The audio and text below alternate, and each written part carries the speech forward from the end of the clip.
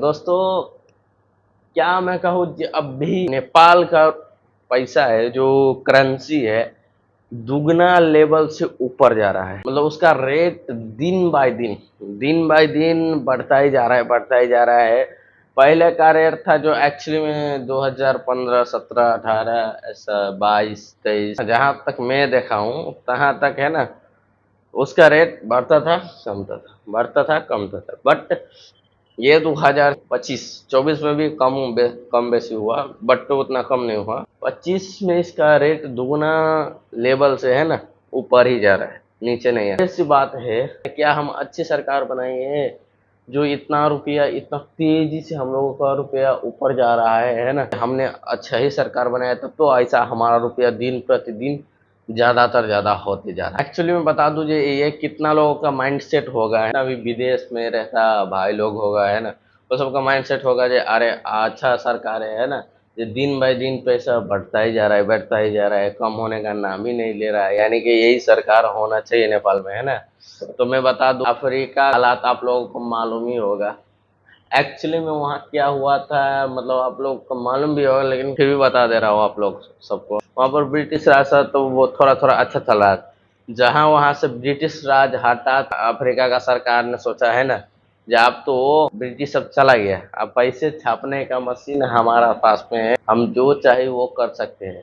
तो एक्चुअली में वो इतना ज्यादा नोट ही छाप दिया कि उसका इकोनॉमिक स्टेटस है उतना।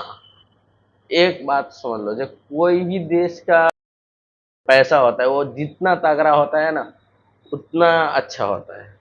तो वो इतना पैसा छाप दिया, इतना पैसा छाप दिया तो इकोनॉमिक उसका इतना रेट ऊपर गया है। मतलब अब जितना पैसा छापोगे तो उतना पैसा आपको पे करना पड़ेगा। वही बात है कुछ भी के लिए। तो उसने इतना छाप दिया कि उसका सरकार अभी तक गिरा है, मतलब सॉरी, उसका गरीबी अभी तक अफ्रीका का गिरा हुआ है। मतलब खाने तक को लोग सोचना पड़ता है ना, वहाँ का लोगों को। तो एक्चुअली में यही बात हो रहा है हमारे साथ, ये कहीं भविष्य में या फिर भी कुछ में जाके है ना, ये हम लोगों को ऐसा ना देखना पड़े। अभी तो जो चल रहा है वो ठीक चल रहा है, लेकिन भविष्य में कहीं ऐसा नहीं देखना पड़े।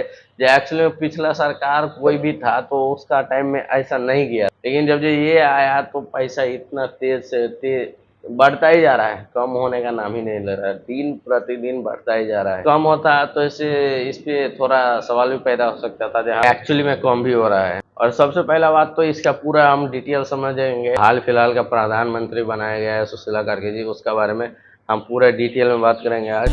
नमस्कार। नमस्कार दोस्तों, अभी जो हाल फिलहाल का प्रधानमंत्री है सुशीला कार्के जी, एक्चुअली बुझा वो हाल फिलहाल का फिर री इलेक्शन होगा, फिर पार्टी सब खा रहा होंगे। बट जो भी है पहले उसका बात समझ लेते हैं ना, उसके बाद हम कुछ करेंगे। जो पहले उसका डिटेल समझ लेते हैं उसका बाद हम बात करेंगे। सुशीला कार्के जो फर्स्ट लॉयर, जज और पॉलिटिशियन और as chief justice of Nepal women, Nepal first chief justice, Nepal का पहला चीफ जस्टिस था, मुख्य जज थे 2016-17 में। और अभी 2025 में आके हाल फिलहाल का प्रधानमंत्री बनाया गया। अब ये सब क्यों हो रहा है एक्चुअली में आप लोगों को मालूम ही होगा। अब अगर मालूम नहीं तो ये जाके वीडियो देख लो, जेंट्स प्रोटेस्ट का है ना, आप लोगों को मालूम हो जाएगा जिसके कारण हुआ था। उसका जन्म विराटनगर में हुआ था। वो स्टडी किया था त्रिभुवन यूनिवर्सिटी और बनारस हिंदू यूनिवर्सिटी से। अब इसका अर्ली लाइफ जो, मतलब ये सब करने से पहले है ना वो क्या करते थे ये समझ लो। इसका जन्म हुआ 1952 7 जून को विराटनगर नेपाल में। बीए किया था महेंद्र मोरंग कॉलेज से।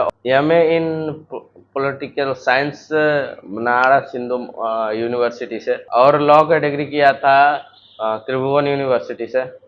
मतलब एक ही के पास तीन तीन क्वालिटी का डिग्री है। इसे सुप्रीम कोर्ट में 2009 में अपॉइंटेड किया गया था और एक साल बाद यानी कि 2010 में ये परमानेंट जस्टिस हो गया। नेपाल का पहला महिला चीफ जस्टिस 2016 में बना था और 2017 में। और ये होने का पहले भी वो ये चीज करते थे, करप्शन के खिलाफ बोलना, मिनिस्टर सब के खिलाफ बोलना और महिला का हक के लिए बोलना। ये सब करने से पहले भी वो एक्चुअली में सेवा के लिए है ना, या फिर कह लो कुछ भी के लिए, एक्चुअली में वैसा करता था, धरना देना। या सितंबर 2025 को इसको इंटरिम प्राइम मिनिस्टर बनाया गया, मतलब हाल फिलहाल का प्रधानमंत्री। तब तक सुशीला कार्की जी को रखा गया है। ये 2026 मार्च को फिर से री इलेक्शन होगा, उसके बाद पता चलेगा एक्चुअली में कौन जीता है ना कौन हारा है, ये बात एक्चुअली में पता चलेगा, है ना।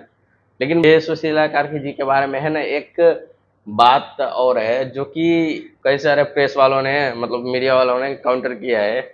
जे वो कुर्सी में क्या ऐसा क्या नासा है ना, क्या चीज है जो कि आदमी को पागल बना देता है। जो ऐसे कुर्सी में बैठने से पहले, मतलब वही उस कुर्सी पे, प्रधानमंत्री की कुर्सी पे बैठने से पहले वो कुछ और कह रहे थे। राजीनामा दिएर हुँदैन, नैतिकताको रूपमा होइन पतन भयो। राजीनामा दिएर मात्रै हुँदैन, यो हत्याको जिम्मा लिएर कटघरामा उभिनु। रुको जरा, सबर करो। तपाईँ त्यो ठाउँमा हुनुहुन्छ, उहाँहरूले के माग राख्नुभयो मन्त्री? उहाँहरूको माग केही छैन, जति उहाँहरूले मागेकै पो के छ र। मैले मागेको त मलाई त केही लागेन।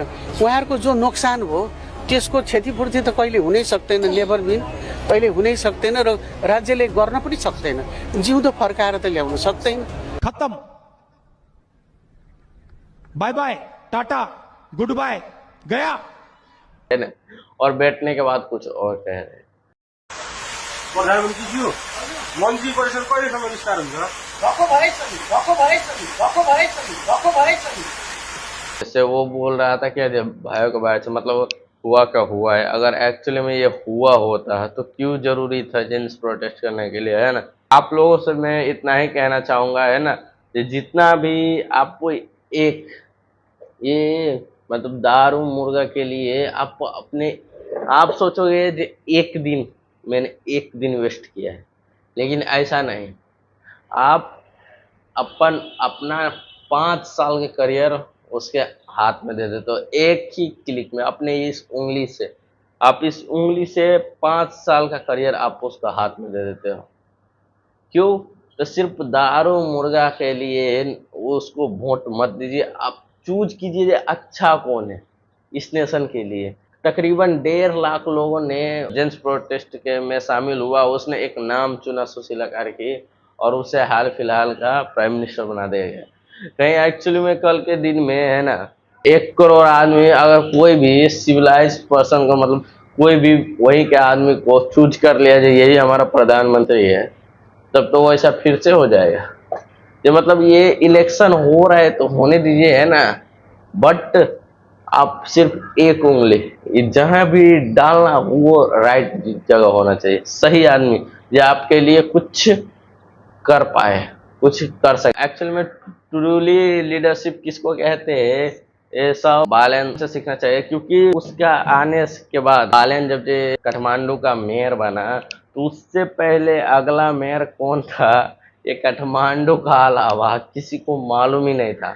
जब ये बालेन आया तो इतना सुधार किया, इसे कहते हैं ट्रूली लीडरशिप, जो अपने पद को सही इस्तेमाल करना, है ना, जनता के भलाई में लगाने के लिए। इतना किया कि उसका देश विदेश हर एक देश तक में नाम चलता है। ये कौन है एक्चुअली में, कौन एक्चुअली में। मैं अपना बात करूं तो मैं अपने जो म्यूनसिपैलिटी का मेयर होता है, मैं उसको तक नहीं जानता हूँ जो कौन है, उसका नाम क्या है, और इसका नाम है जो कि पूरा देश दुनिया में चलता है। एक्चुअली में वोट करने से पहले, है ना, एक बार जरूर अपने माइंड से सोचना, ये नहीं जो नासा में सोचना, अपने माइंड से सोचना जो किसे वोट देना है।